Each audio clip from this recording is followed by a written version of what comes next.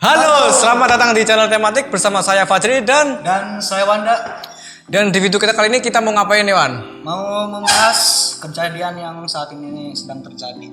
Jadi di Indonesia tercinta ini ya. Indonesia dan juga di luar negeri tuh. Apa itu yang lagi terjadi nih? Pandemi. Oh iya, pandemi. Dan kita tuh mau bahas kejadian-kejadian dan berita-berita mengenai situasi sekarang sama sekolahan, apa pengaruhnya terhadap sekolahan. Sekarang kan kita lagi pandemi, jadi kita tuh belajar nggak bisa tatap muka ya. Tapi ini kita tetap muka loh. Jadi kita tuh belajar tuh kan harus daring, ya mau nggak mau, yang nggak bisa tatap muka, nggak bisa hadir ke sekolahan. Tapi masalahnya kalau kita belajar daring itu, ya siswa kan banyak yang nggak punya HP. Ya ada lah, ada sekarang kok yang nggak punya HP kok. Terus ada juga yang nggak ada sinyal gitu, nggak ada kuota apalagi. Salah satunya nih ada berita dari sumbernya sih terpercaya ya, Liputan 6. Oke, liputan6.com. Ada berita dari Jombang. Apa tuh? Siswa SD Negeri Jombang belajar di area pemakaman. Gimana nih? Belajar di area pemakaman. Coba, ini punya di videonya nih. Anak-anak yang tinggal di kawasan desa terpencil di Dusun Ngapus, Desa Sumberaji, Kecamatan Kabo, Kabupaten Jombang, terpaksa harus naik turun bukit demi mendapatkan jaringan internet untuk belajar daring. Namun dari semua lokasi yang didatangi, hanya di tempat pemakaman umum ini yang jaringan internetnya cukup baik. Meski jarak dari rumah ke tempat bisa kita lihat nih, mereka tuh mengerjakannya tuh di atas kuburan ya. Oh ya, ini tuh kuburan dijadiin buat meja. Bangku, jadi meja gitu kan. Dan ini kan anak-anak SD kan ya kalau nggak salah ya. Dan anak-anak SD tuh biasanya jahil tuh, bikin contekan, terus coret-coret meja ya, terus bikin apa sih namanya sih, ajak-ajakan nama ya, nama bapak misalnya. Nah ini kalau batu nisannya ditulisin nama ini kan kasihan gitu, kasihan sama keluarga almarhum ya kan. Ntar keluarganya lagi mau ke kuburan, mau ziarah, ntar lihat ini bapak saya mana, ini kuburannya kok beda namanya loh, ini kok namanya Rudi Alafi Novi, ini bapak kawin lagi ya di sana ya. Sama bidadari di sana. Sama bidadari yang di sana. Terus kalau misalkan ini belajar di kuburan ya, kayaknya mereka tuh sambil tetapah deh di sana. Karena mereka lulus sekolah bukannya pintar, malah jadi dukun aja. Malah jadi itu siapa itu yang bisa bikin Dimas Kanjeng itu ya, bagus kayak Dimas Kanjeng nanti jadinya. Ini kan mereka belajar di kuburan karena gak ada sinyal ya. Nah, ini kan mereka belajar pakai HP. Iya. Tentunya pasti ada loh yang main game gitu. Pasti ada, pasti. Terus kalau misalnya mereka mau main game online harus ke kuburan juga lagi. mampir di kuburan itu ya nanti ini batu nisan terus muter gitu kan, main game ya ampun. Setannya ini buka warkop di sana. Iya, terus lagian kalau dia cuma ada sinyal di kuburan, mereka punya HP buat apa? Warga sekampung itu punya handphone buat apa? Mau nonton yang ada nggak ada. Iya. Nah, selain itu saya juga punya berita lagi nih mengenai pandemi. Berita mana tuh sumbernya? Terpercaya gak tapi? Terpercaya dong, pastinya dong. Di sini ada liputan6.com lagi, masih di liputan6.com. Lebih efektif, siswa di Kupang belajar jarak jauh pakai radio handitalki. Jadi polisi ya? Iya, handitalki itu kayak itu loh, HT loh. Kalau ini loh, lihat yang cewek di tengah nih, serem banget sumpah. Serem banget sumpah ini orang tuanya apa nggak curiga ya? Kalau pakai HT itu kan kayak apa sih? Kayak agent rahasia gitu kan, kayak yang tukang bakso terus kan, yang jadi agen rahasia. Terus ini orang tuanya nggak curiga ya? Ini apa? Oh, lo kok anak saya udah diangkat jadi agent? Ini ngapain anak saya nih? Jual narkoba apa ya? Kayaknya sih anaknya ini penjual bakso borak sih kayaknya. Masih SD jualan bakso borak. Buat ibu-ibu, tolong jangan dicurigai dulu. Nah, barangkali nih anaknya lagi belajar ya kan? Jadi agen polisi kan. Kita next nih ada berita dari pikiranrakyat.com. Viral. Apa tuh? Wih, viral. Ini sangat clickbait sekali. Pelajar ini kritik pembelajaran daring. Singgung kelebihan guru dibandingkan Google. Kelebihan guru dibandingkan Google. Yang jelas Google lebih pintar. Pintar dong. Belajar daring itu kurang efektif dibandingkan sekolah. Betul teman-teman? Nggak tahu. Nggak tahu. Saya nggak berani berbicara. Ada guru di depan. Jadi saya benar-benar mewakili tentu sepertinya. Karena di sini kita mungkin ada yang habis absen tidur lagi. Ada dong, pasti dong, ada dong. Iya, berarti maksudnya tuh gimana nih, Wan? Maksud singgung kelebihan guru daripada Google tuh gimana? Kan apa sih ya, kalau guru kan, misal guru kan yang bisa MTK ya, MTK doang gitu. Sementara Google tuh sumbernya kan banyak, ada yang guru MTK, Iya. semua bisa ada di Google. Jadi ya kalau kita harus belajar daring, kita harus belajar di internet, kenapa kita nggak belajar Di Google aja. di Google aja, ngapain pakai Gratis. guru? Gratis ke malah tinggal bayar kuota juga. Ini udah bayar SPP, bayar kuota pula. Kalau di sekolah kan, tapi kalau di Google kan nggak ada ijazahnya, nggak ada sertifikatnya, terus nggak ada pengalaman juga, Wan.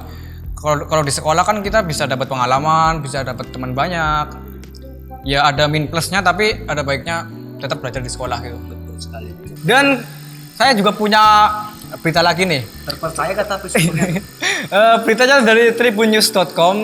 Konten pornografi muncul di situs pembelajaran untuk guru dan anak. Pakar minta di take down. Jadi ini tuh ceritanya ada iklan-iklan pornografi, iklan-iklan mesum, iklan-iklan vulgar itu muncul di situs pembelajaran anak. Nah ini juga ada videonya nih.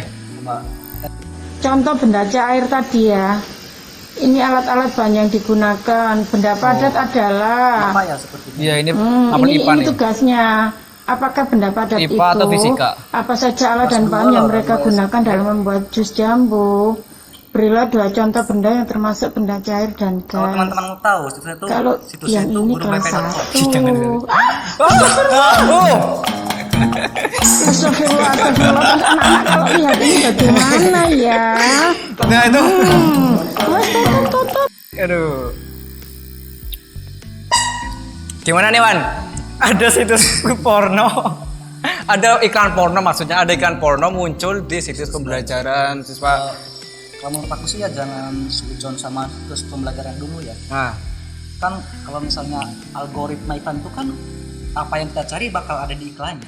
oh jadi iklan itu ya muncul sesuai Yang sering kita cari gitu. yang sering kita cari, kebiasaan kita.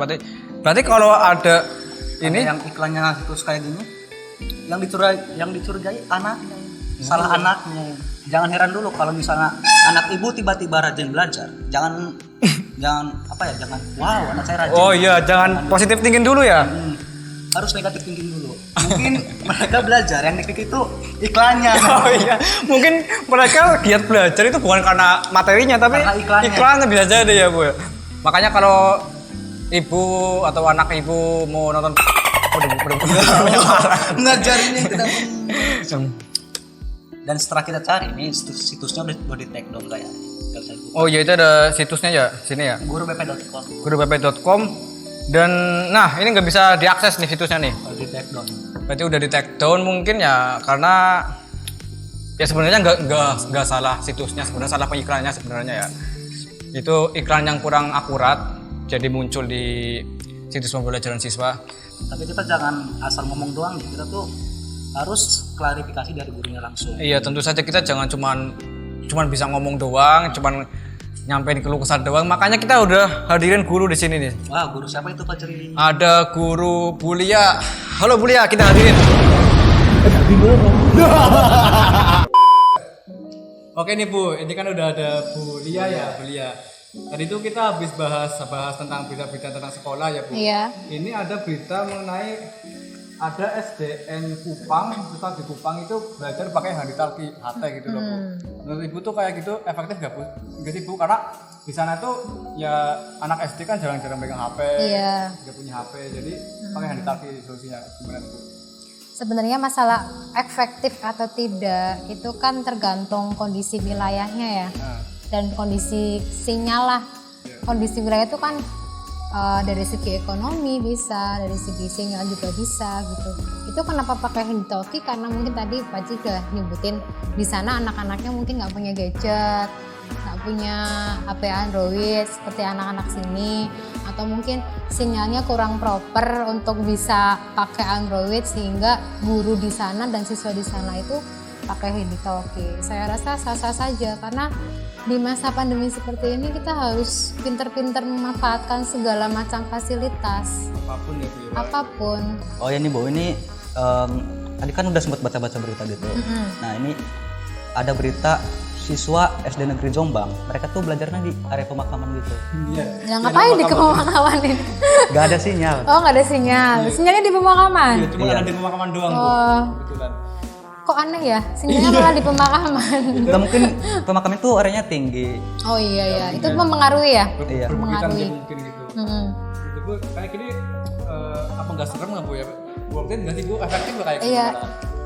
Saya sih memandangnya bukan masalah efektif atau tidak ya. Justru mungkin itu salah satu tindakan ikhtiar dari si siswa tersebut gitu.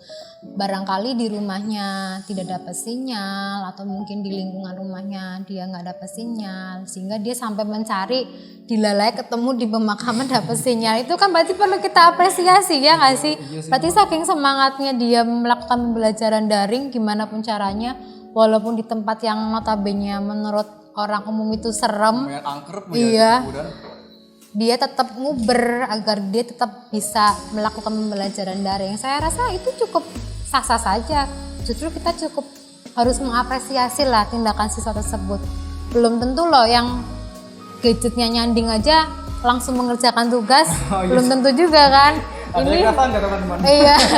Ini ada juga siswa yang sinyalnya mumpuni ya kan, gadgetnya proper, begitu gurunya ngirim tugas nggak langsung dikerjakan juga ada. Ini juga bisa jadikan salah satu contoh yang positif lah buat Fajri, buat teman-teman semuanya. Iya, yang dengan keterbatasannya aja mereka nguber sampai ke pemakaman biar dapet sinyal seperti itu. Nah saja. Di sini kan kita kan menurut kita sih Bu, pembelajaran daring itu kan kayak lumayan sulit kan, karena saya sendiri yang sekolahnya di kota tapi kan saya sebenarnya di desa. Sama, saya juga orang desa, Nggak sama ada aja. sinyal. Kayak kurang efektif gitu karena habis belajar juga ya paling absen doang, nitip absen gitu udah pulang Iya. ikut lagi. Dan menurut Ibu sih, Ibu kan sebagai guru, kita kira-kira kalau ngasih pembelajaran ke siswa itu enak gak sih kalau pembelajaran daring sih? Kalau bicara enak atau tidak, pasti nggak nyaman. Sangat tidak nyaman karena memang ini kondisi pandemi ya, kita harus pinter-pinter mensiasati. Kita juga harus bijak-bijak untuk memahami bahwa peraturan di pemerintah juga dari segi kesehatan kita belum bisa untuk melakukan pembelajaran tatap muka. Jadi inilah yang bisa kita manfaatkan, inilah yang bisa kita upayakan, ya kita berusaha semaksimal mungkin seperti itu.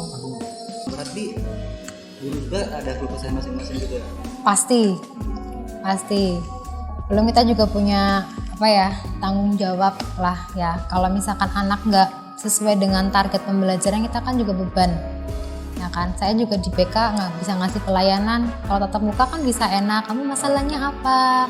Dari cara dia ngomong, dia masalahnya apa. Kalau cuma lewat Google Classroom, kita cuma bisa ngasih materi doang. Seperti itu. Selebihnya kita nggak bisa mengasesmen lebih jauh. Ternyata bukan cuma kita doang ya yang punya keluh kesah, punya kesulitan. Ternyata dari sisi guru juga punya keluh kesahnya masing-masing ya. Jadi teman-teman tuh jangan asal ngechat bahwa dari siswa tuh nggak enak nih pembelajaran daring. Guru Banyak juga nggak tugasnya enak. gitu. Pusing. Pusing. Ternyata guru juga susah juga, nggak seperti kita juga yang susahan, guru juga susah. Jadi baiklah teman-teman, ini ya sekian video dari kita mengenai pembelajaran daring. Ternyata kita sabar aja lah buat nunggu sampai pandemi selesai, sampai kita bisa tatap muka. Bareng-bareng berdoa biar pandemi cepat selesai. Jadi kita bisa tatap muka kembali dan ikut pembelajaran seperti biasa. Baiklah teman-teman, sekian dari saya Fajri Hidayat dan Saya Wanda. sampai jumpa di video berikutnya. Dadah. See you next time.